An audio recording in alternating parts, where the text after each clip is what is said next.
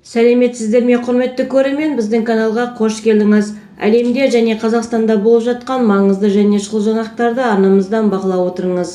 Видео кеңінен тарап, қажет жерлерге жету үшін видео астындағы бір лайк және жазылу түймелерін басыңыз.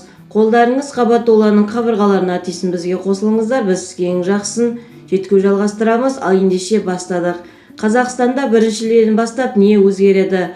Халыққа қатысты өзгерістердің басым көпшілігі әлеуметтік кодекстің күшіне енуімен байланысты.